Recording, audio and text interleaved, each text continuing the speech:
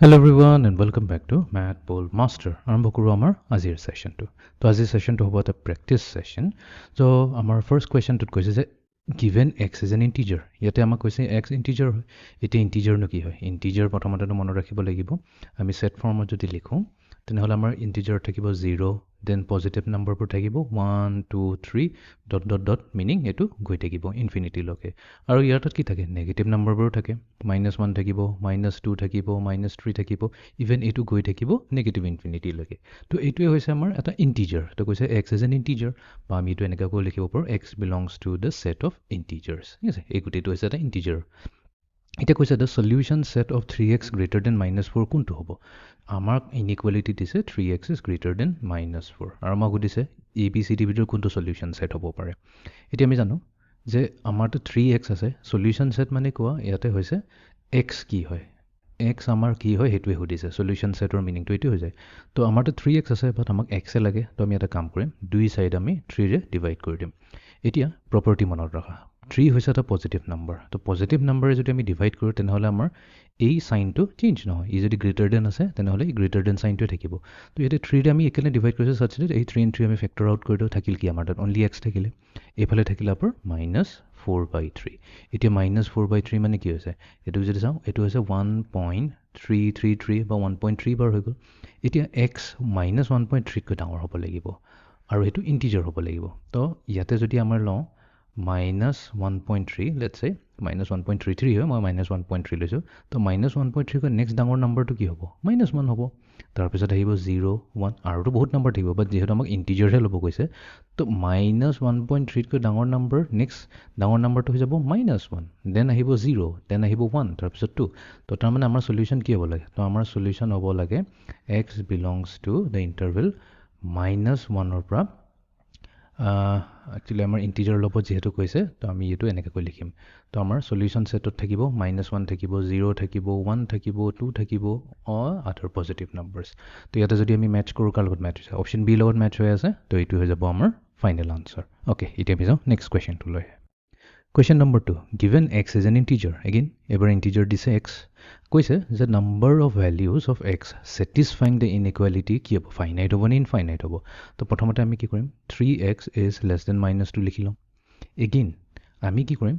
Values of x কৈছে, values of 3x কোৱা নাই ন? তো আমি 3ৰে ডিভাইড কৰিব লাগিব বহুত ছাইডছ। তো এগেইন আমি কি কৰিম? 3ৰে ডিভাইড কৰি দিম, ছাচ এই 3টোক আমি ফেক্টৰ আউট কৰি দিব পাৰিম। আকৌ এইটোও চাব লাগিব, 3 পজিটিভ লৈছোঁ, ৰাইট? আমি যিহেতু পজিটিভ লৈছোঁ তেনেহ'লে আমাৰ এই চাইনটো চেঞ্জ নহয়। তো ইয়াতে আমি কি পাম? ইয়াতে আমি 3 and 3 গুচি গ'ল, এক্স পালোঁ। X is less than -2/3। এতিয়া -2/3 মানে কি হ'ব? 0.67 0.666 এনেকৈ কৈ দিব, এপ্ৰক্সিমেটলি -0.67 ল'ম। তো যদি আমি নাম্বাৰ লাইনত চাওঁ, তো আমাৰ তাত এইখিনিত আছে 0, তো লেটছ চে এইখিনিত আছে -1। এতিয়া এইখিনিত কি হ'ব? -0.5 হ'ব। তো তাৰমানে -0.67 কি হ'ব? -1 and -0.5ৰ মাজতে ক'ৰবাত থাকিব, এইখিনিতে থাকিব। লেটছ চে এইটোৱে হৈছে আমাৰ -0.67। এতিয়া আমাক কৈছে এক্সৰ ভেলুটো যি হ'ব এই -0.67তকৈ কম হ'ব। তাৰমানে এক্সৰ ভেলু এইখিনি ক'তোৱে হ'ব পাৰে। তো এক্সৰ ভেলু -2 হ'ব পাৰে, -3 হ'ব পাৰে, -100 হ'ব পাৰে। তো এনি নাম্বাৰ্ছ হ'ব পাৰে, এনি নাম্বাৰ্ছ যিটো -0.67ৰ সৰু হ'ব, সেইটো ইয়াৰ সলিউশ্যন হ'ব। এতিয়া এনেকুৱা ধৰণৰ কিমানটা নাম্বাৰ্ছ থাকিব পাৰে, বাট ইয়াতে কেয়াৰফুল থাকিব লাগিব। এক্স ইজ এন ইন্টিজাৰ কৈছে, ইন্টিজাৰটোতো এটা ইনফাইনাইট নাম্বাৰ অফ ইন্টিজাৰ্ছ থাকিব। তো সেইকাৰণে আমি ইয়াতে অপশ্যন বি চিলেক্ট কৰিম। ফাইনাইট নকওঁ, বিকজ এইটো এনিথিং, ইভেন আমি যদি কওঁ -9 লাখ কৈ দিওঁ, -9 লাখ, তো আমি জানো -9 লাখটো কি হ'ব? -2/3তকৈ সৰু হ'বই হ'ব, ডেফিনেটলি হ'ব, ইয়াতকৈ সৰু হ'বই, বিকজ এইটো আৰু ফাৰ্ডাৰ লেফ্টত আছে। অ'কে, এতিয়া আমি যাওঁ নেক্সট কুৱেশ্যনটোলৈ। তো ইয়াতে কৈছে x is a natural number. তো এইবাৰ আমি কেয়াৰফুল থাকিব লাগিব। x belongs to the set of natural number. আৰু নেচাৰেল নাম্বাৰ কি হয়? নেচাৰেল নাম্বাৰ হৈছে আমাৰ 1 2 3 4 5, যিমানবোৰ কাউণ্টিং নাম্বাৰ্ছ থাকে ডট ডট ডট, এইটোতো ইনফিনিটিলৈকে যাব। এইটো হৈছে ছেট অফ নেচাৰেল নাম্বাৰ্ছ। এতিয়া আমাক কৈছে ইয়াৰ সলিউশ্যন ছেটটো কি হ'ব? আমাক দিছে x/3 ইজ গ্ৰেটাৰ দেন -3, বাট আমাক সলিউশ্যন ছেট মানে কি? আমাক x লাগে। তো ইয়াতে ডিভাইডেড বাই 3 যোনটো আছে, এইটো এটা এক্সট্ৰা যোনটো আমি গুচাব লাগিব। তো আমি কি কৰিম? বহুত ছাইডছ +3ৰে মাল্টিপ্লাই কৰি দিম। ঠিক আছে, +3ৰে মাল্টিপ্লাই কৰিম, তেতিয়া এই 3 and 3টো কেঞ্চেল কৰিব ইজি হ'ব। আমি +3ৰে মাল্টিপ্লাই কৰিম। এনে আমি জানো পজিটিভ নাম্বাৰে যদি মাল্টিপ্লাই কৰোঁ তেনেহ'লে আমাৰ এই চাইনটো চেঞ্জ নহয়। তো এতিয়া কি হ'ব 3 and 3 কেঞ্চেল হৈ গ'ল। তো এইফালেতো থাকিল only x is greater than -3 × 9 -9 এইটোৰে কনফিউজ হৈ নাযাবা যে ইয়াতে মাইনাছ আহিছে বুলি আমি চেঞ্জ কৰোঁ। ন আমি এই নাম্বাৰটো চাব লাগিব যোনটো নাম্বাৰে আমি মাল্টিপ্লাই কৰিছোঁ সেইটো পজিটিভ হয় নে নাই। য়েছ পজিটিভ হয়। তো তাৰমানে এক্স ইজ গ্ৰেটাৰ দেন -9। এতিয়া আমাৰ নাম্বাৰ লাইনত আছে কি এইফালে আছে 0 লেটছ এইফালে আছে আমাৰ -5 এইফালে আছে -10 তো এইফালে -9টো এইখিনিত থাকিব। আমাক কৈছে এক্সৰ ভেলু যোনটো হ'ব -9তকৈ ডাঙৰ হ'ব লাগিব। -9তকৈ ডাঙৰ হোৱা মিনিংটো কি হৈ গ'ল। তো আমি এনেকৈ কৰি ল'ম -9তকৈ যিমানবোৰে ডাঙৰ ভেলু হয় সেইটোৱে ল'ব লাগিব। এতিয়া -1 ল'ব পাৰিম। -9তকৈ ডাঙৰ নাম্বাৰ আছে -8। এতিয়া এক্স ইকুৱেলছ টু যদি -8 লওঁ এইটো জানো চলিউশ্যনত আহিব বিকজ ইয়াতে -8 আছে। ইয়াতে ভুল কৰি দি দিবা। আমাক কি কৈছে x is a natural number. তাৰমানে নাম্বাৰবোৰ আমি কি হ'ব এই নেচাৰেল নাম্বাৰৰ পৰাহে ল'ব পাৰিম। ঠিক আছে। তো -8 does not belongs to the set of natural number. তো তেনেকৈ কি হ'ব -7 ল'ব নোৱাৰোঁ even though they are integers -6 -5 -4 -3 -2 -1 and 0 এইকেইটা নাম্বাৰ আমি একচেপ্ট কৰিব নোৱাৰোঁ বিকজ এইবোৰ কি আছে নেগেটিভ নাম্বাৰ আছে 0 হৈছে। আমাক কৈছে যে এক্স খালি নেচাৰেল নাম্বাৰ হ'ব লাগিব আৰু -9তকৈ ডাঙৰ হ'ব লাগিব। কোনো প্ৰব্লেম নাই 1 লৈ লওঁ। 1টোতো আমি জানো যে -9তকৈ 1 আমাৰ সদায় ডাঙৰ হয়। -9তকৈ 2 আমাৰ ডাঙৰ হয়। তো আমি যি নেচাৰেল নাম্বাৰ ল'ম ডাঙৰ হ'ব। তো ইয়াতে তাৰমানে অনলি অপশ্যন বিহে কাৰেক্ট হ'ব। তো কনফিউজ হৈ পেলাই ডি এণ্ড চি চিলেক্ট কৰি ল'ব নোৱাৰোঁ। এইটো ইনকাৰেক্ট হ'ব বিকজ এইটোত আমি একচুৱেলি এনেকুৱাকৈ যদি লিখোঁ এইটো সদায় ৰিয়েল নাম্বাৰ্ছৰ কাৰণে লোৱা হয়। ৰিয়েল নাম্বাৰ্ছৰ কেছত আমি এনেকুৱাকৈ লিখোঁ। বাকী যদি ৰিয়েল নাম্বাৰ্ছ নাথাকে তেনেহ'লে আমি এনেকৈ কাৰ্লি ব্ৰেকেটৰ ভিতৰত আমি এইটো ফৰ্মত লিখোঁ। অ'কে এতিয়া আমি যাওঁ নেক্সট কুৱেশ্যনটো লৈ। তো আমাক কৈছে x is a real number. তো মই কৈছোঁ ই ৰিয়েল নাম্বাৰ যদি হয় আমি সদায় এনেকৈ ব্ৰেকেট ফৰ্মত লিখোঁ। তো মষ্ট প্ৰবেবলি চি এণ্ড ডিৰ ভিতৰতে আমাৰ আনচাৰটো আহিব। অ'কে এতিয়া আমি চেক কৰিলোঁ। আমাক দিছে 2x ইজ লেছ দেন 11। আমি এই 2টোক গুচাব লাগে। তো কি কৰিম both sides পজিটিভ 2ৰে ডিভাইড কৰি দিম। পজিটিভ 2ৰ কাৰণে এই চাইনটো চেঞ্জ নহয় 2 and 2 গুচি গ'ল। এক্স থাকিলে x ইজ লেছ দেন 11/2।